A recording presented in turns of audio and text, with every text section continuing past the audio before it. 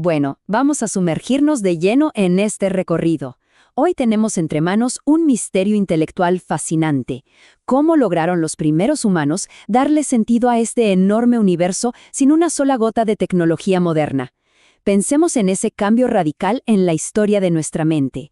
Ese momento exacto en el que, como especie, decidimos dejar de culpar a dioses invisibles por cada tormenta o terremoto y empezamos a buscar un orden real, algo subyacente. Así que vamos a rastrear juntos los cimientos mismos de la física y cómo nació eso que hoy llamamos pensamiento científico. Para entender esto de verdad, tenemos que viajar en el tiempo y meternos en la cabeza de un pensador de la antigua Grecia. Imaginemos estar ahí, mirando un cielo nocturno repleto de estrellas o simplemente viendo caer la lluvia, y atrevernos a soltar una pregunta que, para la época, era una locura. ¿De qué está hecho realmente todo esto? Porque claro, durante muchísimas generaciones, la única respuesta a eso era el mito, que si el mar estaba agitado, pues era porque un dios se había levantado de malas. Pero justo aquí entra a la escena una idea revolucionaria, el logos, o la razón. Es ese chispazo donde alguien dice, a ver, un momento, ¿y si el universo tiene sus propias reglas y podemos llegar a entenderlas observando? Y así llegamos a nuestra primera sección, del mito a la razón. Este es, literalmente, el momento en que nos dimos cuenta de que el cosmos tiene un orden y que podemos llegar a comprenderlo, dejando atrás las explicaciones sobrenaturales. Y todo gira en torno a un concepto clave, el arjé. Esta sola idea desató la búsqueda de conocimiento más intensa entre los primeros filósofos. O sea, el arjé no era un concepto ahí abstracto y aburrido. Era la certeza absoluta de que, debajo de todo este caos de cosas que vemos, ya sean rocas, árboles, nubes o animales, tenía que haber un elemento único, un bloque de construcción fundamental del que surge absolutamente todo lo demás. Encontrar este arjé se convirtió en la máxima obsesión intelectual de la historia antigua. Pasemos entonces a la sección 2, la búsqueda del arjé. Aquí es donde entra un grupo de pioneros geniales, conocidos como los filósofos de la naturaleza, lanzando sus mejores hipótesis para descubrir este bloque maestro. Y a la cabeza tenemos a Tales de Mileto, a quien muchos consideran el primer científico de la humanidad. Tales decía que el agua era ese arjé, pero lo increíble es que él no solo se quedaba pensando, hacía observaciones. De hecho, para probar sus ideas, hizo algo que hoy nos parecería un truco de magia antiguo. Tomó un pedazo de ámbar, que en griego antiguo se llama electrón, lo frotó contra una tela y, ¡sorpresa!, notó que empezaba a atraer objetos pequeños. Él no lo sabía en ese momento, por supuesto, pero acababa de descubrir la electricidad estática. Es francamente asombroso pensar que esa pequeña curiosidad accidental nos dio la mismísima palabra electricidad que usamos a diario. Ahora, como era de esperarse, la comunidad intelectual rápidamente se dividió en dos grandes bandos. Por un lado teníamos a los monistas. Ellos defendían a muerte que había un solo principio.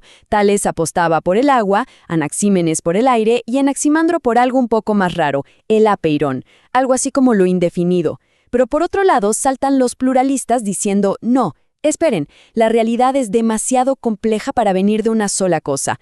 Ahí brilla Empédocles, proponiendo una teoría de 4 elementos, tierra, agua, aire y fuego, combinándose y separándose para armar todo el universo visible. Y mientras todos estaban ocupadísimos debatiendo sobre qué materiales formaban el mundo, llega Heráclito de Éfeso y patea el tablero con su famosísima frase, Panta rei, que básicamente significa todo cambia. Fíjense qué interesante. Para Heráclito, la esencia del universo no era una sustancia quieta o estática, sino la noción radical de un proceso de transformación continua. Él usó el fuego como la metáfora perfecta para esto.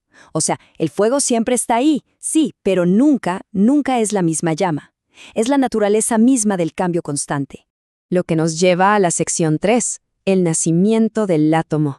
Si sumamos todas estas ideas, la búsqueda de elementos primarios, el debate sobre el vacío, el concepto del cambio continuo, todo esto culminó en una teoría que estaba ridículamente adelantada a su tiempo. Hablamos de Leucipo y Demócrito, quienes armaron la mismísima primera teoría física de partículas. A puro intelecto, dedujeron que el universo entero se reduce a dos únicas cosas, átomos y el vacío. Propusieron que estos átomos son eternos y, como su nombre lo dice literalmente, indivisibles. ¿Y cómo explicaban la inmensa diversidad del mundo? Pues decían que estos átomos tienen formas y tamaños distintos, y al chocar y agruparse en el espacio vacío de diferentes maneras, crean todo lo que conocemos. Es un modelo monumental que explica cómo funciona el mundo y lo hace sin ninguna intervención divina, puramente mecánico, pura física. Pero claro, llegamos a la sección 4, el olvido de una idea. Porque el avance de la ciencia casi nunca es una línea recta. Y aquí entramos a un capítulo, la verdad, un poco trágico en la historia del conocimiento. Fue el momento exacto en el que este salto lógico gigante chocó contra un enorme muro llamado Aristóteles. Su influencia era inmensa en la época, y Aristóteles simplemente rechazó categóricamente a los átomos. Él regresó y consolidó la idea de que todo está formado por la mezcla continua de esos 4 elementos: tierra, agua, aire y fuego. Pero su golpe letal fue negar por completo la posibilidad física y matemática de que existiera el vacío. Y la lógica era simple: si no hay vacío, no pueden existir átomos moviéndose libremente por él. Tristemente, el peso del prestigio de Aristóteles fue tan brutal que aplastó a la competencia. Para colmo, siglos más tarde, este modelo aristotélico encajaba mejor con ciertas visiones del mundo y fue adoptado por la Iglesia, volviéndose un dogma intocable. ¿El resultado directo? La brillante teoría atómica quedó rechazada y completamente olvidada durante siglos. Y así pasamos a nuestra última sección, la 5, el legado de Grecia. Porque la historia de cómo recuperamos este conocimiento perdido es una locura. Da paso a uno de los rescates intelectuales más milagrosos de la humanidad. Empezamos en la era de origen con Leucipo y Demócrito intuyendo el átomo, ¿verdad? Luego, en la era posterior, Epicuro continúa la idea y el poeta Lucrecio difunde esta visión escribiendo una inmensa obra maestra épica de Rerum Natura. Luego, caemos al vacío. Los siglos de oscuridad para el atomismo, donde Aristóteles domina y suprime todo. Todo parecía perdido para siempre, hasta que de manera casi cinematográfica, en plena Edad Media, alguien encuentra milagrosamente una copia de ese viejo poema de Lucrecio acumulando polvo en los estantes de un recóndito monasterio en Alemania. Al abrir esas páginas, las antiguas ideas atómicas resurgieron de las cenizas e influyeron profundamente en las mentes que más tarde desencadenarían la ciencia moderna. En resumen, hay que hacer una pausa para reconocer la verdadera hazaña que esto representa. Esta física griega que acabamos de explorar era fundamentalmente filosófica, no era experimental. O sea, no tenían microscopios electrónicos, no tenían aceleradores de partículas, ni complejos laboratorios modernos. Pero compensaron toda esa falta de herramientas con una confianza profunda e inquebrantable en el logos, en la razón.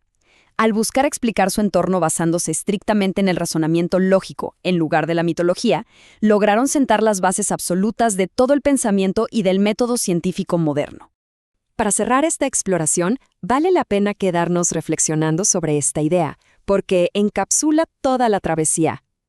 A pesar de no tener la tecnología de hoy, el instrumento más poderoso que hemos inventado a lo largo de la historia ha sido siempre una mente dispuesta a indagar. Al atreverse a hacer la pregunta más importante sobre de qué está hecho el mundo y cómo funciona, estos pensadores abrieron la puerta a un universo de comprensión que seguimos explorando hasta el día de hoy. Y al final, esto nos deja con una gran incógnita. ¿Cuáles son las preguntas audaces que nos estamos atreviendo a hacer hoy y que terminarán definiendo la ciencia de nuestro mañana? Gracias por acompañarme en este análisis.